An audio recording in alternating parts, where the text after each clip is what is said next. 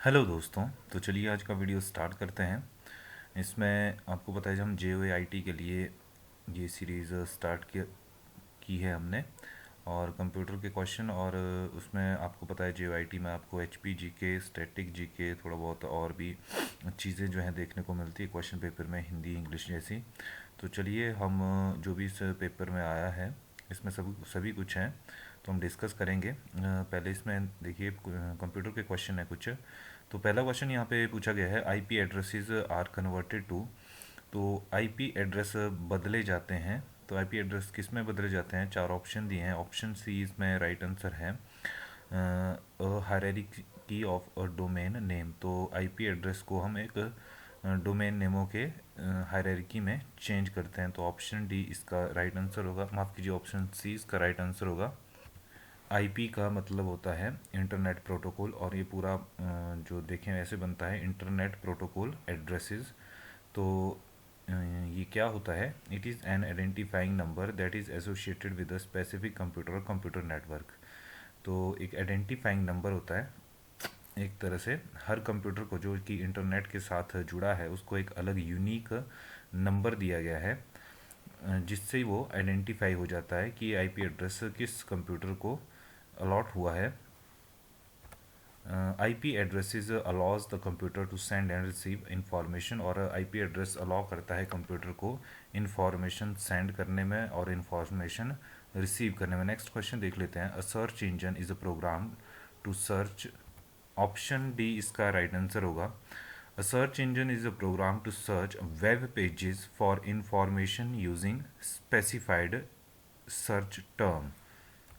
Search engine क्या होता है? जैसे हम गूगल यूज़ करते हैं, तो गूगल एक सर्च इंजन है। इसके अलावा याहू, बहुत से हैं, जिसमें आपका AOL या बिंग, BING करके भी आता है, लाइकॉस वेब क्रॉलर नाम से, CC सर्च इंजन। तो सर्च इंजन क्या हेल्प करता है हमारी?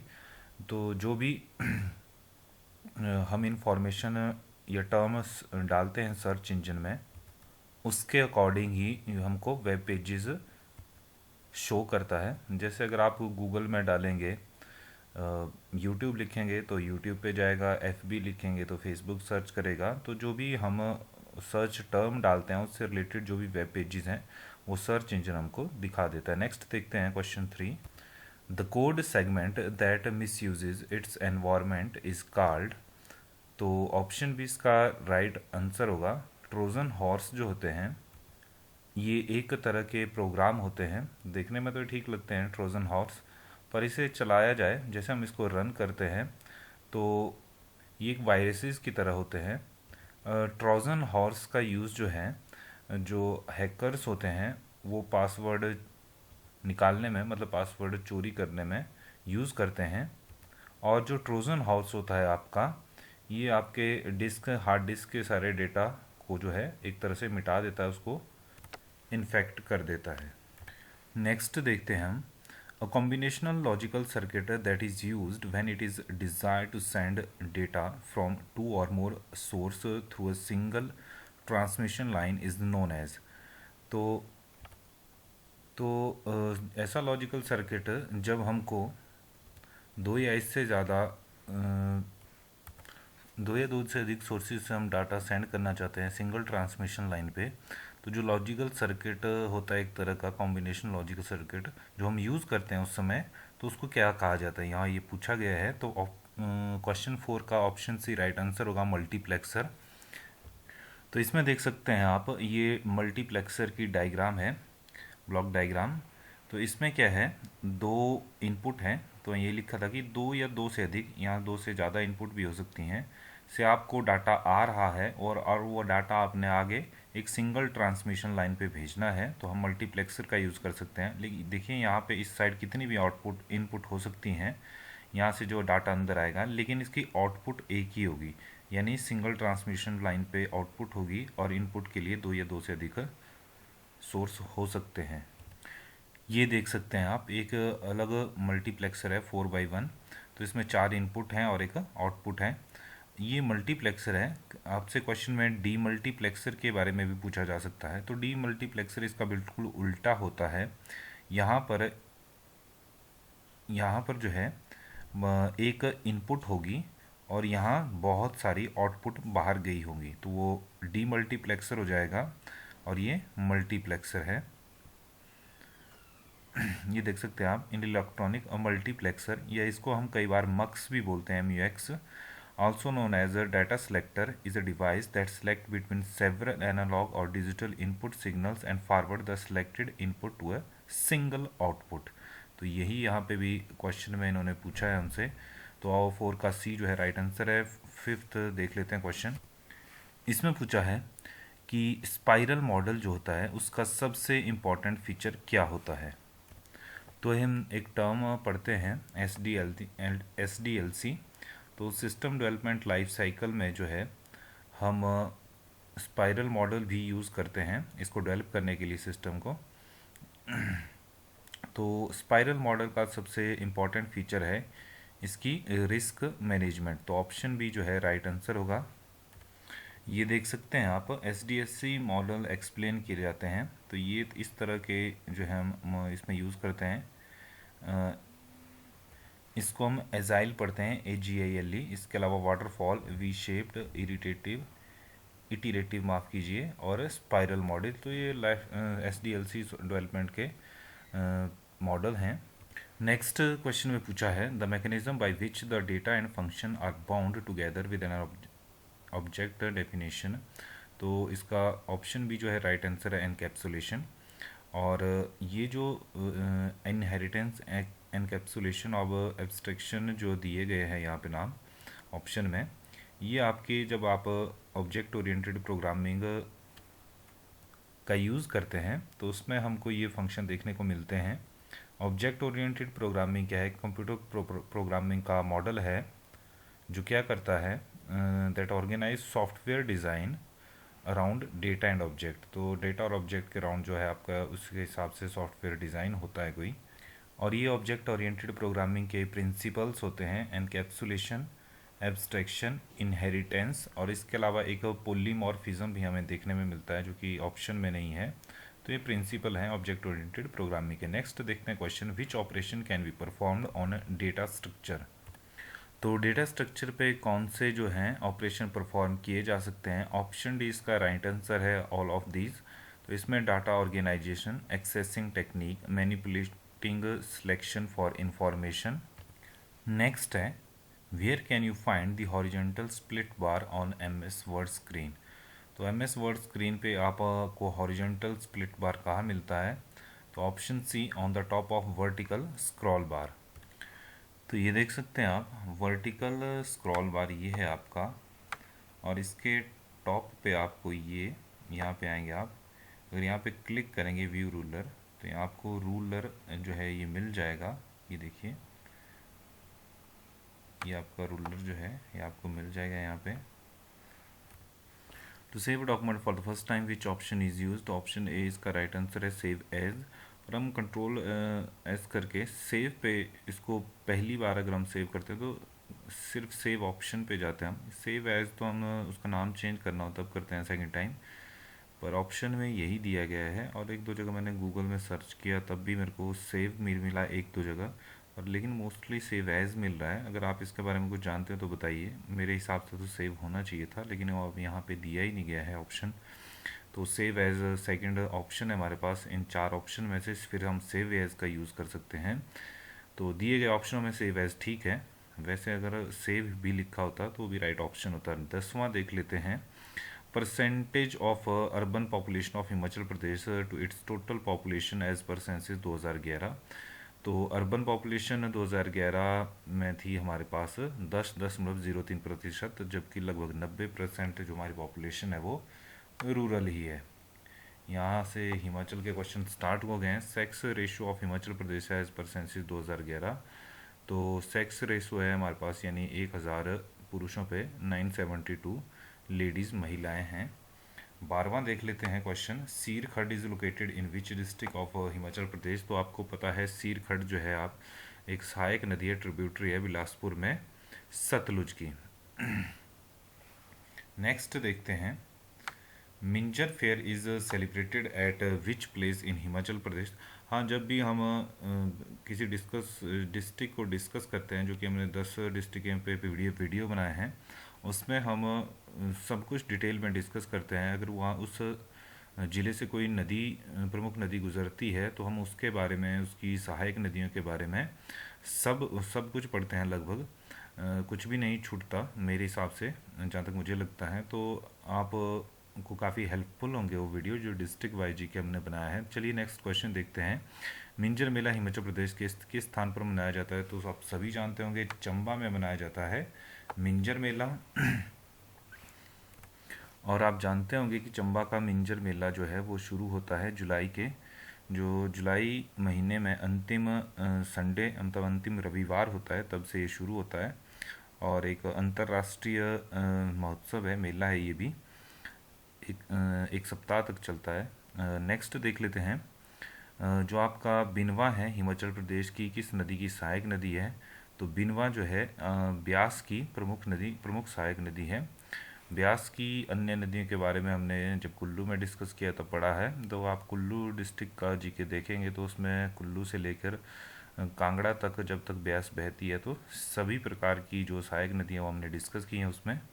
और आप जानते भी होंगे पतली गुल, पार्वती, पिन, मलाना, फोजन और सरवरी, सैंज, ये सहायक नदियाँ हैं कुल्लू में। इसके अलावा मंडी में सुकेती इसमें मिलती है। आगे कांगड़ा में बिनवा, न्यूगढ़, गज, चक्की आदि नदियाँ। तो आप उस वीडियो को देख सकते हैं जो डिस्ट्रिक्ट वाइज है, उन पे आपको डिटेल में मिल जाएगा ये सब पढ़ने के लिए। नेक्स्ट देखते हैं। नाको लेक जो है हिमाचल प्रदेश के किस जिले में स्थित है? तो आप जानते होंगे नाको लेक जो है जिले के किन्नौर के प्रदेश के किन्नौर जिले में ये स्थित है। नेक्स्ट है the founder of Guler princely state of Himachal Pradesh was. तो गुलेर की स्थापना किसने की थी? तो गुलेर की स्थापना की थी हरिचंद ने, और ये इन्होंने 1398 से 1405 के बीच की थी इसकी स्थापना। और उन्होंने बाणगंगा नदी के किनारे जो था हरिपुर नाम का एक किला भी बनवाया था। तो जब आप कांगड़ा जिला पढ़ेंगे तो उसमें आपको ये सब देखने को मिलेगा। नेक्स्ट है the capital of Nurpur princely state was located in at which place in Himachal. तो नूरपुर राज्य की स्थापना हिमाचल प्रदेश के किस स्थान पर हुई थी? तो वो थी पठानकोट में। ऑप्शन ए राइट आंसर है। और इसकी स्थापना जेठपाल ने की थी 1000 ईस्वी के आसपास। यहाँ पूछा गया था कि नूरपुर की राजधानी कहाँ थी? तो पठानकोट थी। नेक्स्ट देखते हैं। भरमौर का पुराना नाम ब्रह्मपुर है, आप जानते हैं। किरग्रां जो है बैजनाथ का है। देवरा जो है आपका हमने कल पढ़ा था, जुब्बल का ये पुराना नाम था देवरा। और बिलासपुर का आप जानते हैं कहलूर। नेक्स्ट देख लेते हैं। Which place of H P is popularity known as peach bowl of Asia. तो हिमाचल प्रदेश के किस स्थान को लोकप्रिय रूप से पीच बॉल ऑफ एशिया कहा जाता है? तो राजगढ़, जो कि आपके सोलन में स्थित है। राजगढ़ जो आपको जो है पीच बॉल ऑफ एशिया कहा जाता है इसको। ये इंपॉर्टेंट क्वेश्चन है, याद रखेंगे, पूछा जा सकता है आगे भी। चंबा सेवक संघ की स्थापना कब हुई थी? तो चंबा सेवक संघ की स्थापना ऑप्शन ए राइट आंसर 1936 में हुई थी। हिम ऊर्जा पावर प्रोजेक्ट जो है पन बिजली परियोजना का कार्य किसके अंडर है? कौन सी एजेंसी है?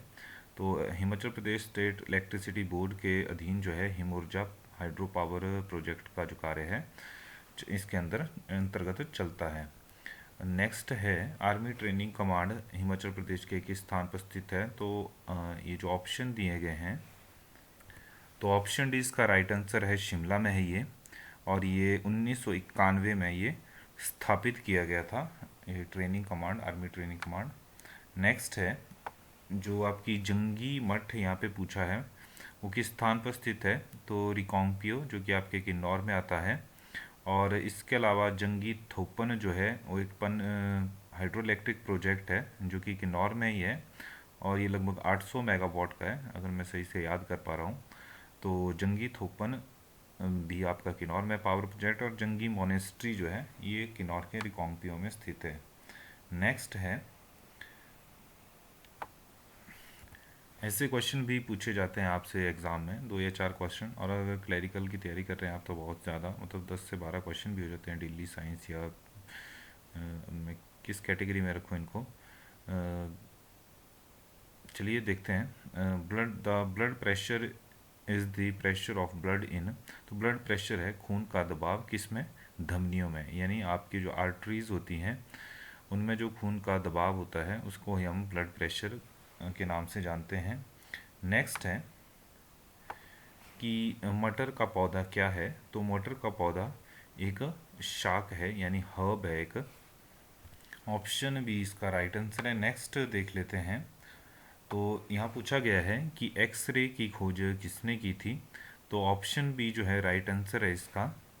रोएंटजेन ने जो थी, रोएंटजेन ने की थी एक्सरे की खोज। और ये कब की थी। तो इनका पूरा नाम मतलब जो इनका नाम था, इनको हम WC रोएंटजेन कहते थे। तो इन्होंने ये खोज जो की थी वो की थी 1895 में, दिसंबर माह में लगभग। और लगभग 7 साल जो था इन्होंने इस पर रिसर्च करने के बाद दिसंबर 1895 में एक्सरे की खोज की थी WC रोएंटजेन ने। तो नेक्स्ट में इसमें पूछा गया है कि कौन सी धातु है जिसको हम केरोसिन में स्टोर रखते हैं। तो सोडियम जो है उसको हम केरोसिन में स्टोर करते हैं, क्योंकि सोडियम जो है ऑक्सीजन और मॉइस्चर के साथ रिएक्ट करता है। और इस रिएक्शन से बचने के लिए इसको हम केरोसिन में स्टोर करते हैं, क्योंकि ये केरोसिन के साथ रिएक्ट नहीं करता है, एक बैरियर का काम करता है केरोसिन इसके लिए। नेक्स्ट क्वेश्चन पूछा है कि जो गायत्री मंत्र है वो किस देवी या देवता को समर्पित है। तो ऑप्शन डी इसका राइट आंसर है। इसमें जो है सवित्री, या यहाँ पे सावित्री या कहीं सवित्री भी लिखा होता है, तो सवित्री देव की उपासना की जाती है। और इसे श्री गायत्री देवी जी के रूप में भी पूजा जाता है, जो ये सावित्री देव सावित्री हैं इनको। तो 36 का ऑप्शन डी जो है राइट आंसर है। नेक्स्ट देखते हैं। अशोक ने तीसरी बौद्ध संगीति कहाँ आयोजित की थी। तो अशोक द्वारा की गई थी तीसरी बौद्ध संगीति आयोजित। तो 37 का ऑप्शन बी राइट आंसर है, पाटलिपुत्र में। कल भी हमने पढ़ा था बौद्ध संगीति के बारे में, मैंने आपको बताया था कि इसके ऊपर हमने एक अलग से वीडियो बनाया हुआ है। तो ये देख लेते हैं बौद्ध संगीतियों के बारे में। ये पूरा वीडियो है पर मैं आपको अलग से है ये, पर मैं आपको यहाँ पे थोड़ा बौद्ध संगति के बारे में बताता हूँ। प्रथम बौद्ध संगति जो थी वो 483 ईसा पूर्व हुई थी, ईस्वी पूर्व, आप याद रखेंगे। और ये राजगृह में हुई थी, और ये हुई थी अजात शत्रु के शासनकाल के समय। और इसकी अध्यक्षता जो थी महाकश्यप ने की थी। तो ये पहली बौद्ध संगति के बारे में है। तो दूसरी बौद्ध संगति जो थी उससे ठीक 100 साल बाद 383 ईस्वी पूर्व में हुई थी, और ये वैशाली में हुई थी। ये कालाशोक के शासन के समय हुई थी, और सर्वकामनी द्वारा इसकी अध्यक्षता की गई थी। तीसरी बौद्ध संगति जो कि इसमें पूछा है क्वेश्चन में हमसे, पाटलिपुत्र में अशोक के समय हुई थी 251 ईस्वी पूर्व। और इसकी अध्यक्षता जो थी आप देख सकते हैं मोगली पुत्तिस, जो इनका नाम था अध्यक्ष, तो जैसे इसके उनकी अध्यक्षता में हुई थी। और चौथी और अंतिम बौद्ध संगीति जो थी वो 100 ईस्वी पूर्व हुई थी, और ये कश्मीर के कुंडल वन में हुई थी, और कनिष्क के शासनकाल में हुई थी। और वसुमित्र द्वारा जो था इस चौथी बौद्ध संगीति की अध्यक्षता की गई थी। और इसी के समय, चौथी बौद्ध संगीति के समय ही बौद्ध धर्म जो था 2 भागों में बंट गया था, हीनयान और महायान।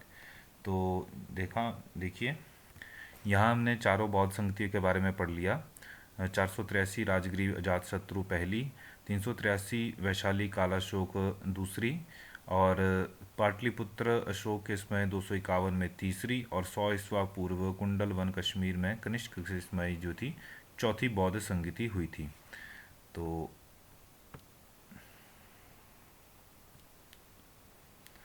आज के वीडियो में इतना ही। वीडियो आपको अच्छा लगता है तो लाइक शेयर करते रहिए। कल भी हम कुछ कंप्यूटर के क्वेश्चन, और अगर बीच में ऐसे दूसरे जीके के क्वेश्चन या आपको डेली साइंस से क्वेश्चन रिलेटेड मिलेंगे इस क्वेश्चन पेपर में, तो हम वो भी डिस्कस करेंगे। मेन फोकस हमारा कंप्यूटर के क्वेश्चन में होगा, जो हम डिटेल में डिस्कस करेंगे। तो वीडियो आपको अच्छा लगता है तो लाइक शेयर करते रहिए। धन्यवाद।